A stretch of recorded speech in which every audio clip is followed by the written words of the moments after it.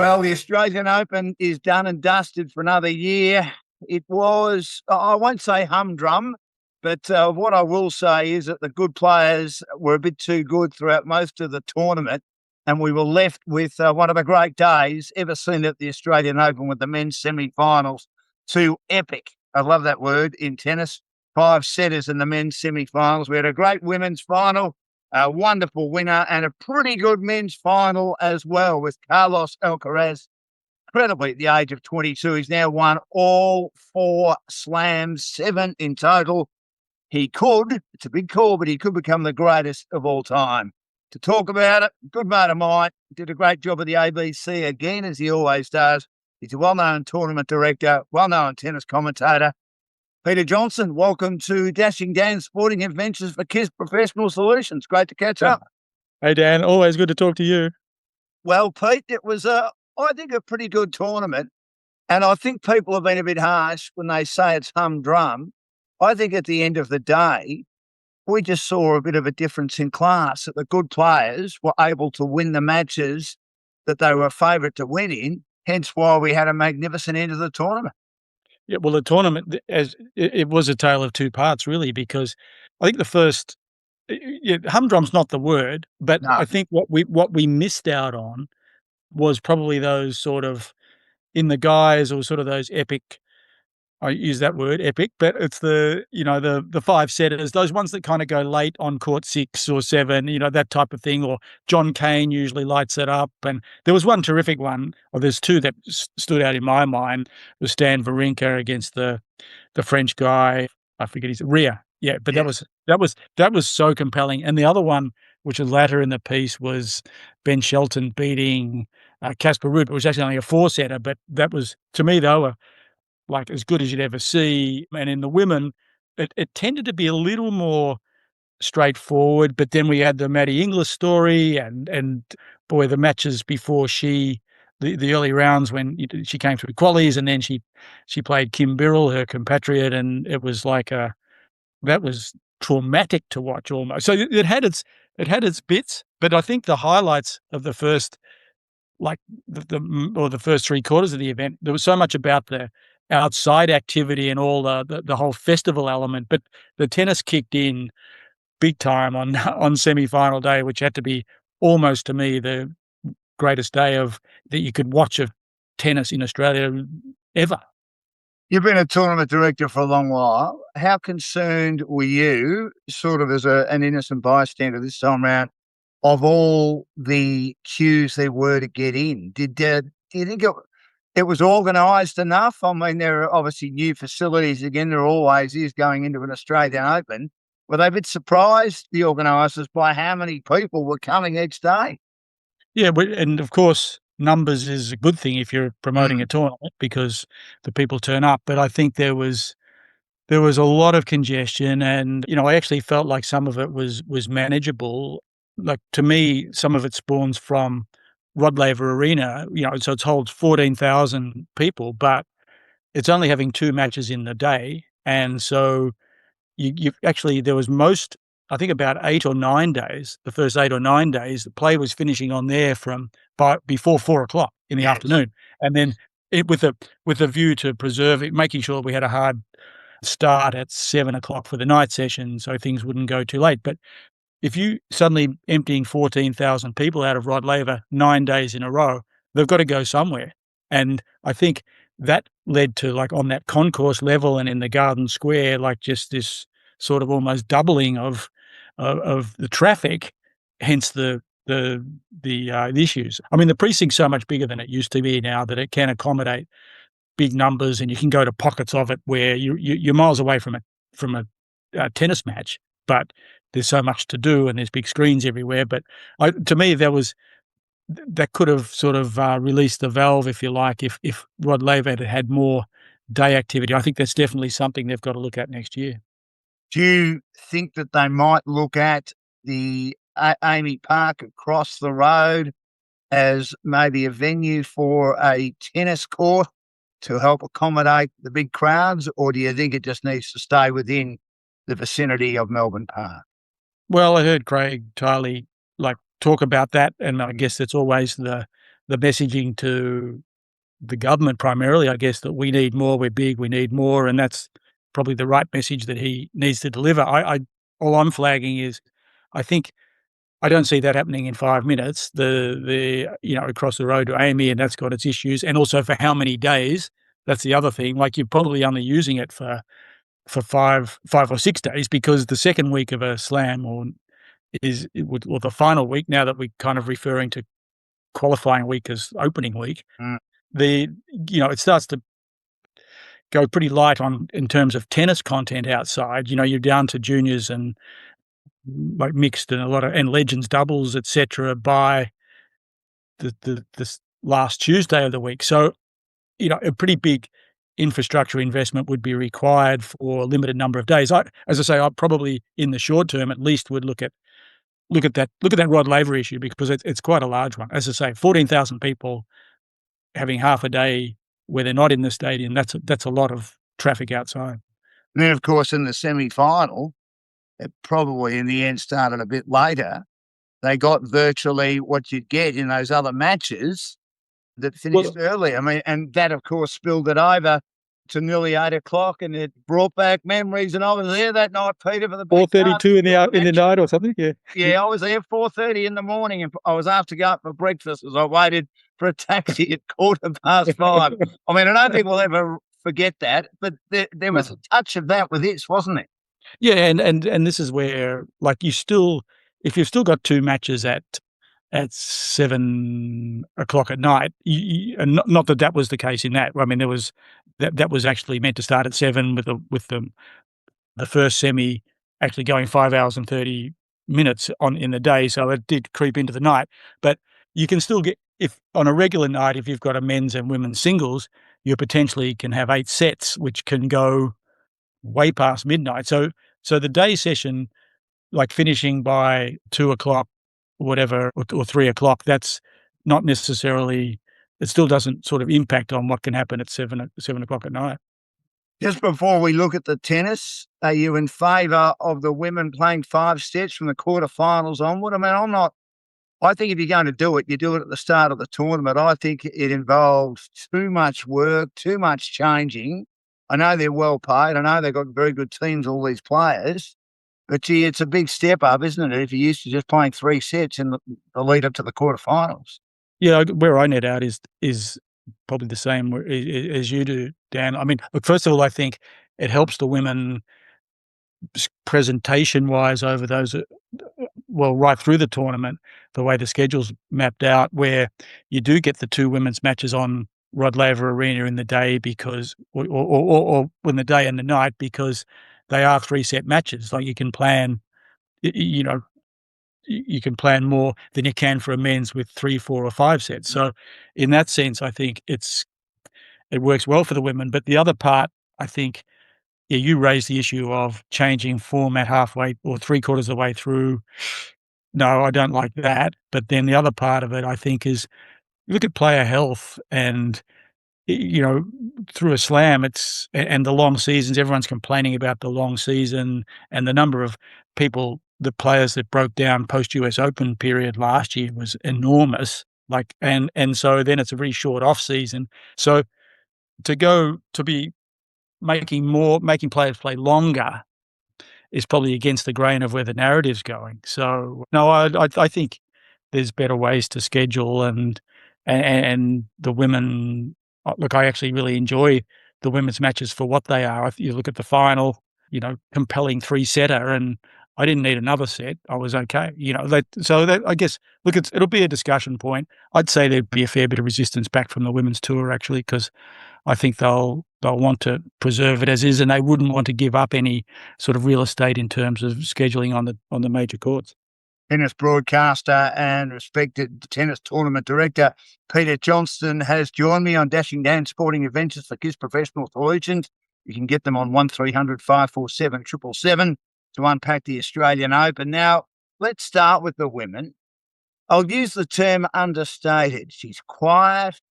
She just goes about her business. There's been some rubbish on social media. You're damned if you do, you're damned if you don't, that she didn't respect the victory. I just think she's a quiet girl. That's the way she is, Rebecca. I thought she was sensational, Peter, the way 3-love down. My brother and I were watching it in the last set, and I said, she's gone for all money. He said the same, and all of a sudden, in the twinkle of an eye, she's blowing Sabalenka away. I thought she was fantastic. And I do too, and I just everyone it's an individual sport and everyone's different, but one thing I'd say for her, she's a quality woman, quality player. I know from a bit of like, I did a tournament, in Kazakhstan and spent some time there, and she's enormously popular. She's humble, she's classy, she's a brilliant tennis player, she's gutsy, you saw that from 3-love down in the third. She's sincere. You see her when she's walking around with the trophy on the Yarra River the next day, she's engaging. I mean, she's pretty impressive.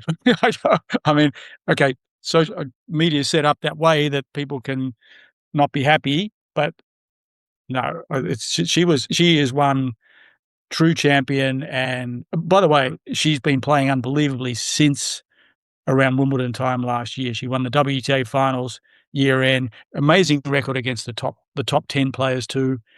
Won Wimbledon when in COVID times, like she's Grand Slam champion already. No, she's pretty special. Best serve in women's tennis, 30-all when she was serving for the match. Bang, bang, 2 aces. That probably tells you a fair bit, doesn't it? Yeah, it does, and that shows how. And look, I think she also took the attitude out there. Remember, she'd lost to Sabalenka previously in the final here, but I think she took it right from the beginning. Like, I'm going out after this, and I've got to play aggressive, and I can't be within my shell. And then Sabalenka got obviously ahead in the second and up 3-love in the third, but then she showed that she went back to being aggressive. Well, she stayed aggressive and held her nerve, and it took a lot for her to actually hold her nerve all the way through. But her weapons are so strong, Dan. Her serve, backhand's just a beautiful backhand, and that sort of attacking mentality that she has. She's why she rarely loses to top 10 players. They both hit it really hard, don't they? I mean, some of those rallies, I was worried about the tennis balls. I thought they were going to absolutely be whacked out of shape. But it was just great to watch two very good players, two very strong players who might dominate for a while. I mean, I think Swiatek's a good player, but she's shown at times, I reckon, Peter, whether she's a little bit mentally fragile, and there are excuses creeping in when she gets beaten. I think that Rybakina now and Sabalenka could be a little bit like Sinner and Alcaraz, dominate women's tennis for a little while, unless a woman called Serena Williams returns next year at the age of 43, and that continues to become a story that might happen. Well, you raised quite a bit in that comment, but in the first part, I do think the women's is way more open. I mean, when you think of Swiatek winning Wimbledon, love against Anisimova, who then backed up and got to the final of US Open as well, and I think there's the women around within the top 10, like, and I'll put Belinda Bencic in there at ranked 11, who, okay, she fell early this event, but did some terrific stuff last year, and she's Olympic gold medalist. And then I think you throw in a couple of others, like we saw a bit of Vicky Mboko from Canada. She's rising fast, and Jovic, we saw her US, Jovic, So she's. I think there's some legitimate contenders, and I think the women's, and this often happens when the men's is going one way, the women's is going a little different way.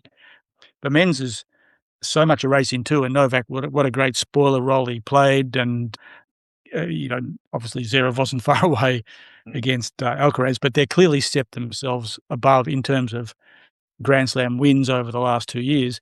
But so you're wondering who's kind of the next guy. But then on the other hand, with the women, I think there's quite a cluster there. And I think also when you get into the other surfaces, when you start talking about, okay, the next slam is the French, so it's on clay, then you've got Wimbledon on the grass. So, there's a lot to play out, and I think a lot of different stories will keep emerging in the women's side. Maybe Serena as well. Maybe Serena. We'll just keep an eye on that. It'll be a huge story if she comes and plays. Jess Pegula, is she at her level? Is there a touch of Alex de Minaur about her? She got to the semis, great performance, well played. But do you think she's got a strong enough game? I mean, she took it up to Rybakina in that second set, but at the end of the day, Rybakina was able to outpower her, wasn't she? Yeah, and she's been in US Open final as well, Pegula, and I mean, just probably a few more things have to go right for her. I mean, she's over 30 now, so Yeah. she's seen a lot of tennis and she's been regular at the top. Again, you probably have this. You include a lot of them in the conversation, and you still have to include her. You do. Coco Golf had a shock, and she wanted to vent her frustration, and she leaves centre court. I've been down that area before, fairway away from centre court, and yet the camera still caught her banging the racket. What's your view on that, Peter? Was she quite enough spot to do what she Yeah, needed to do? And look, she had an absolute shock, and I've got no issue with her banging the racket in frustration. Should have she been further away, or did the media overstep with the cameras? no, I think probably what the situation is that they should probably have signs of where the cameras are. I think that's probably Mm. what would give more clarity to everybody because I think it's very much like when you watch the broadcast coverage, it's pretty you don't miss much, put it that No, way, you no. know? So, I think it probably needs some clarity for all the players on where the cameras are and aren't. I mean, she clearly went behind Coco went behind somewhere because she thought she was going somewhere private and she didn't, so I think it's probably in the first instance, you'd probably gotta get more signage around about where the cameras are. I think then the broader discussion in general of where cameras should be or not, that's one that's I think gets negotiated with the tours and the slams, and broadcasters will always push the boundaries, and to what degree do we want it there's it's just gonna end up probably in a you settle on some common ground, I think. But the slams the other thing, Dan, the slams are they have their own rules to a degree too, and I'm not saying there's a rule against these things, but you notice that WTA put out a statement saying that they want to have more input into sort of where things are placed. So I think it'll become an issue. I think the end result would be whatever length of uh, you know access the media and the broadcasters have, that it would have to be clearly stated and reminded for a situation like that to not occur. One more thing I'd say on it, Dan, and I remember, remember it was Sabalenka, I think she lost and then went off the court. This might have been lost the final last year and then went off the court and vented and then came back on. It's really boy, we're expecting a lot of players when they're playing for Grand Slam titles to in an individual sport to then, you know, hu within a couple of minutes to be gracious and composed and funny and interesting, and, like, you're asking them to change and flick the switch pretty quickly, and it's not that easy day in, day out to do that. Yeah, as you said, I mean, Coco couldn't have played any worse. But let's give some credit to the young mother, the 31-year-old Alina Svitolina, who made a semi-final. I thought she's fantastic against Coco Golf, and I thought she didn't allow Coco to play well. I know Coco made a lot of unforced errors, and she got to a semi-final. Her husband came on feast, retired as well. So they were two of the good feel-good stories, I thought, of the Australian Open. And Svitolina still has a fair bit of good tennis left in her, Pete, doesn't she? She does, and I think she's testament to, I think, the way that the tour actually accommodates women who have had kids. I mean, when you think of what Belinda Bencic did last year, Yes. went from nowhere to being ranked 11 in the world, having had her first child, and you see how Gael Monfils and, Svitolina, like, how they like, they make the family life work and those things. I think it's amazing how the women are playing longer and longer these days and able to do so because conditions are pretty good week in, week out. I mean, I loved what her daughter said when the question was asked about, have you spoken to her? Oh, we had a chat before the match, and she just thinks all parents play tennis. So at this stage, her life is tennis, and it probably will be for a couple Yeah. of years. Peter Johnston has joined me to talk about the Mm. Australian Open from KISS. Professional Solutions is our sponsor. This is Dashing Dan's Sporting Adventures, and KISS Professional Solutions, run by John McEnroe. You can't be serious. Different John McEnroe, of course. They're the largest independent provider of copiers and printers in Victoria, and they're based at Carrum Downs in southeast Melbourne. Alex Dimonor, You've had this question before, Peter. I'm sure you had it with the ABC. Is he at his level in regard to making quarterfinals? Well, I think he's. I think the hard thing is the level versus Sinner and Alcaraz. I mean, I think something's kind of has to go wrong with those guys, it seems, for Alex not to go right through to the end. And we've seen in tournaments where they haven't been up the other end, he converts, he wins, he doesn't lose to too many. Like, he's ranked 6th in the world, and he rarely loses to anyone below him. It's a tough ceiling against these guys, which he's admitting. But when you also see a few things that can happen, like, really, look at it was quite incredible how, Alcaraz cramped, nearly out on his feet, so could have been out of it. You see Novak, that was the most amazing thing, when he was down 2 sets to love against Mazzetti. Mazzetti absolutely dominating him, and then Mazzetti had that upper leg issue. A couple of things just have to go right, I think, Dan. I think he's game-wise, he is actually struggling. There's no question on finding a way to beat those guys when it's on equal terms. But for the others, when you look at from, Mazzetti's 5 in the world, and guys like Taylor Fritz and the like that are sort of, bottom end of top 10, Alex is coming in as favourite against most of those guys. But yeah, unfortunately, at Grand Slams, everything would have to go right to give him a shot.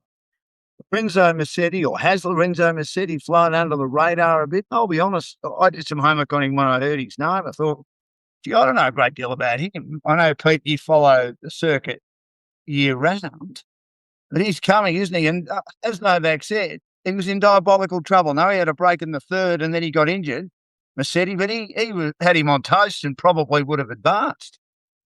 Mm. But, Mazzetti's been in 2 Grand Slam semi-finals, and he's a bit of a he's won Davis Cups for Italy. I mean, this gets down to a frustration of mine, which,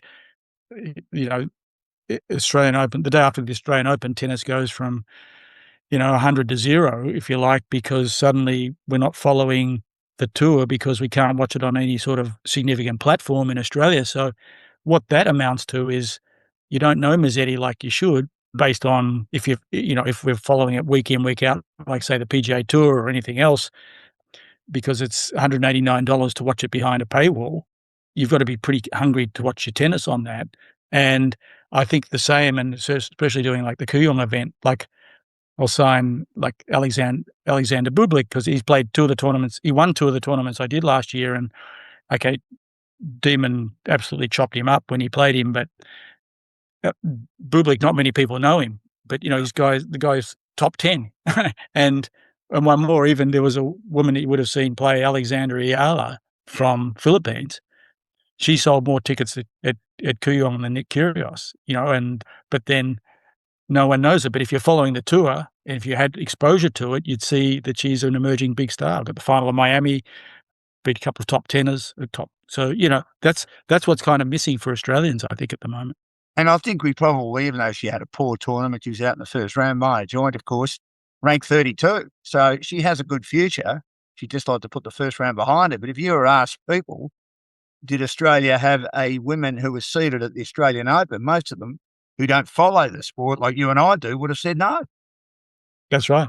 That's exactly the point. And she was unfortunate because she came in as a seed and had done some great work in the second half of the year and won 2 tournaments during last year.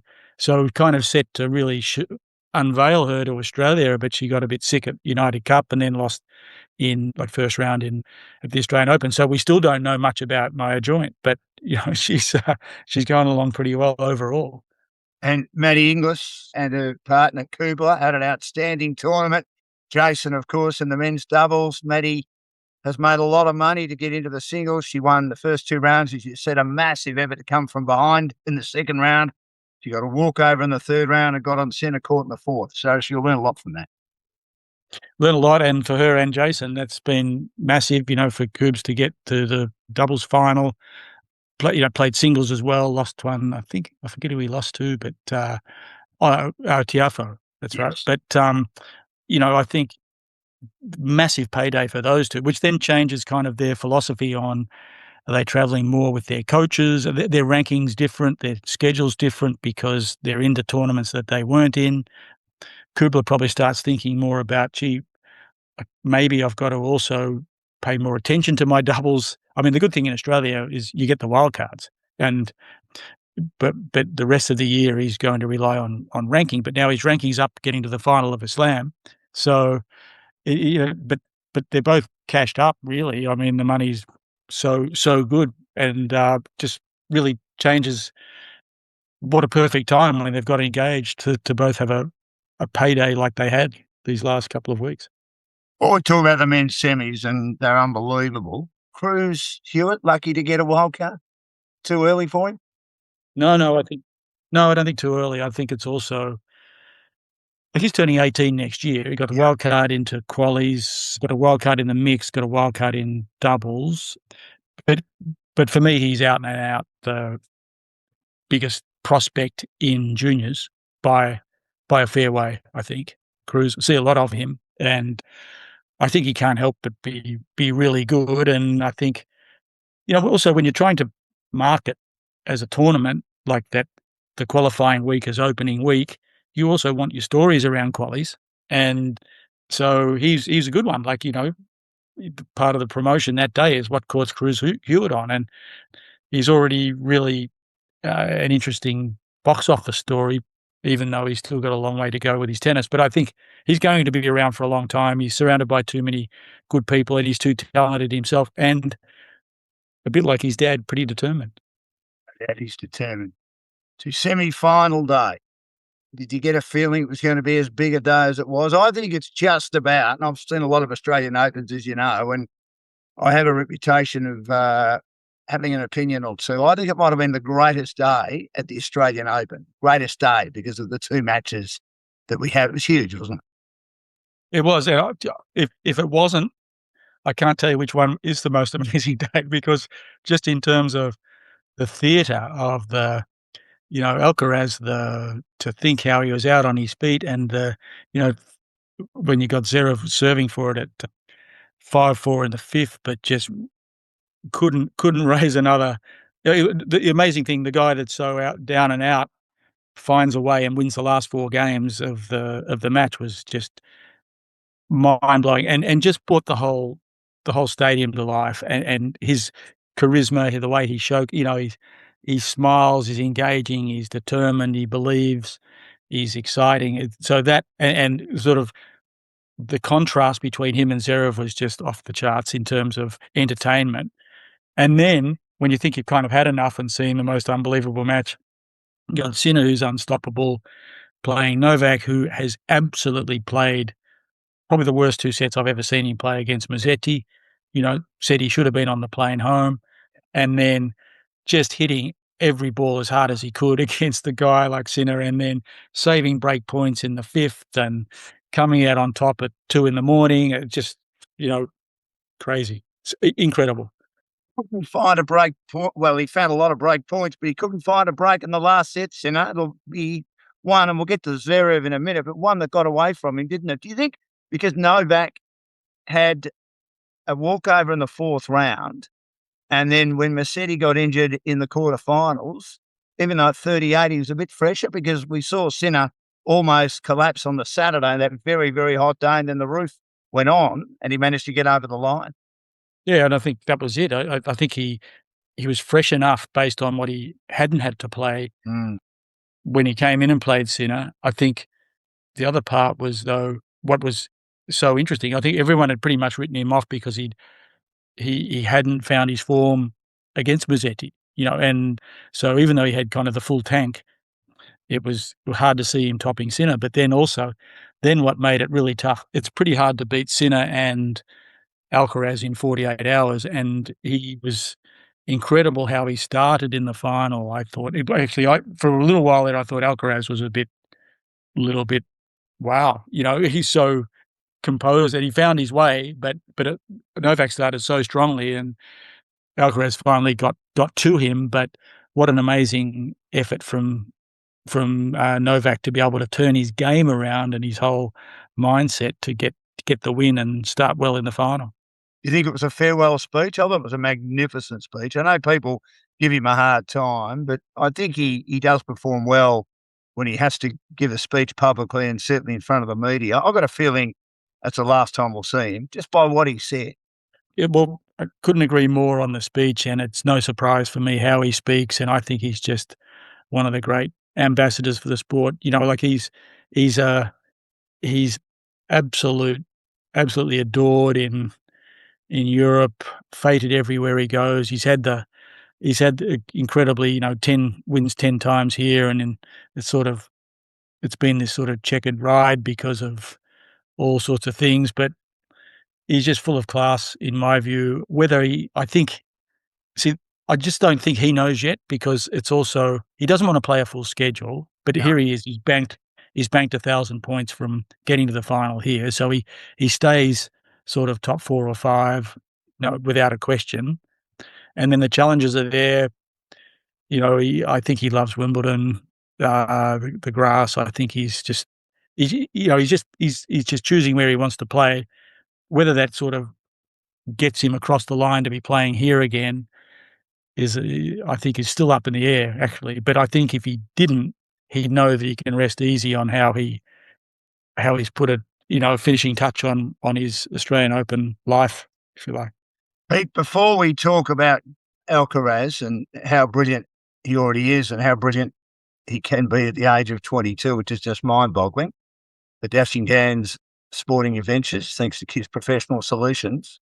Alexander Zverev, is there a bit of a fragile mentality there? I mean, he had him all over, didn't he? He was on top. He was serving out of the tree on big points when he had to. He started that fifth set so well, and just out of nowhere, he lost his way, didn't he? I know Alcaraz turned up his game.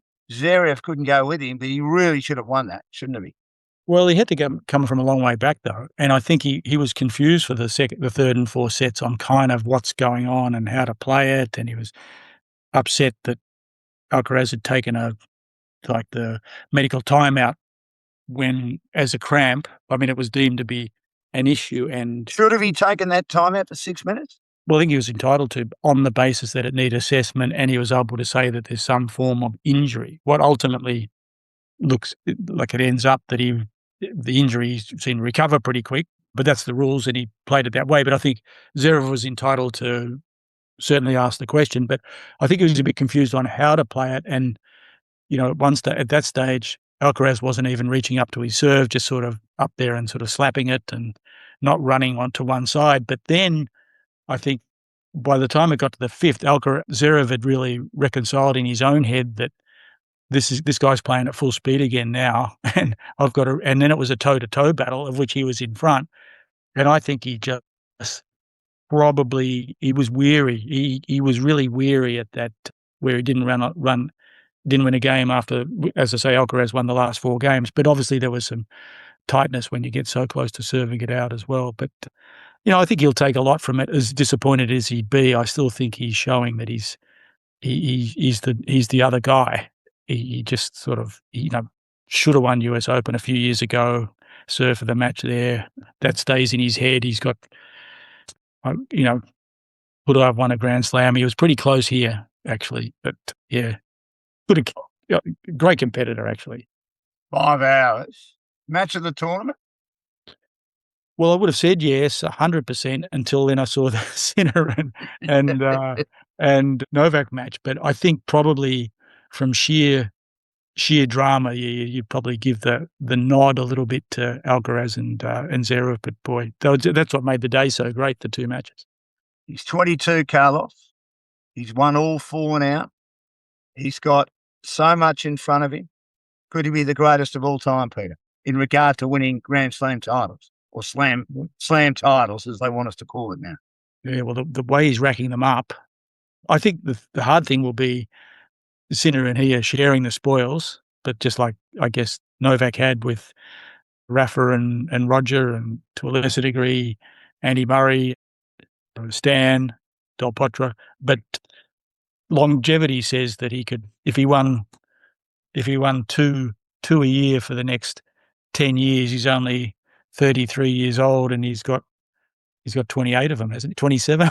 So, He has. yeah, His defence, Peter, there was a point last night which I think turned the match around. He was out of it, and then he's just somehow got back into it skiing. I think a smash by Novak, and he won the point, and I just thought, how good is this guy? He's got himself back into the match. And the other thing too, we used to see Rafael Nadal sweat after the first point. Carlos, he no doubt perspires, but he just looks like he's getting first gear, but he's not. He's unbelievable. yeah, he's so incredible that he seems unfazed totally about the previous point. He just plays. He doesn't care if he's down a break point. Sometimes he doesn't care whether he's halfway into the net or the baseline. He just keeps. He just knows where everything's going. I've never seen a guy so just sure of his ability. As I said, the only time I just saw him a little bit was in that first set against Novak in the final, where I think he was slightly concerned, maybe, but he finds a way through, and he's a freak, really. Don't you love the fact that coaches are allowed in the bunker? I reckon that's great. And then they have Oh, yeah. that. And I mean, we don't know what's going on because most of them are the European players and they're speaking in their native tongue. But I've got no issue with any of that. I think it adds to the theatre, and you can tell that Rybakina was told a couple of times, 2 big serves. She produced 2 big serves. Sabalenka would get angry at her box and was told to dial it up a bit, and she produced it. We saw Carlos do it as well. Just keep going. I mean, I just think it's fantastic. Yeah, I think this is an amazing addition and does change the complexion of any match now because you're so close to them and you can consult, and as you said, they can nurse you through it if you've got the right team. I think the issue previously has probably been, well, what if you're the struggling one who's qualified and you can only get your mate to come in and sit in the box, and you're sort of pale when you've got the entourage of the bigger names. But I think that's kind of worked itself out to a degree, and yeah, I think the presentation of the match is so different when you've got that element. Plus, remember, you've also got the towel boxes there too, so you can go over and towel off and have a chat to the boxer. Sometimes it's not an easy job to be in that player box because you can be berated, you can be, so it's a bit challenging, but I think overall that's what makes for the spectacle. And before I let you go, I know you love your tennis. How close is the Australian Open as an event where people love to see each other and just go out and celebrate?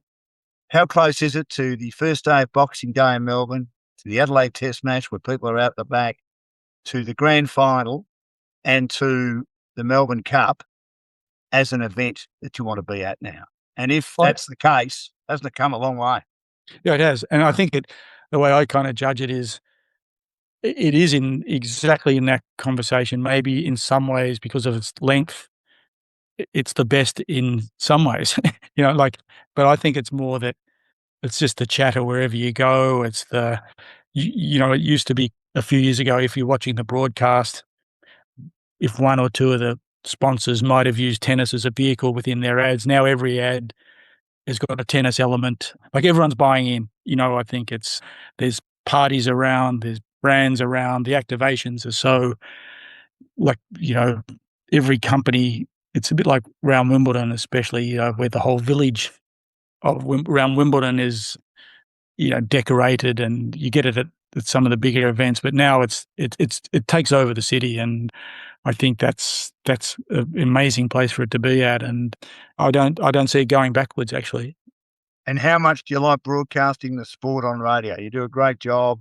Great. It's great the ABC have got it back. They had a bit of a break for a few years, and I listened to a lot of it, especially during the day, and you all seem to be having so much fun.